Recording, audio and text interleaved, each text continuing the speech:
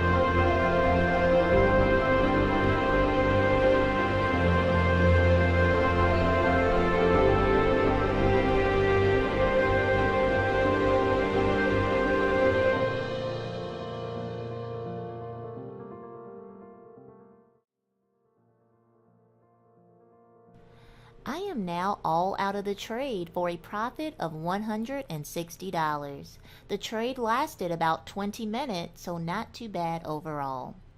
I hope you enjoyed this short live trade, and if you did, please consider subscribing to the channel. Thank you so much for watching, and I look forward to seeing you in the next video.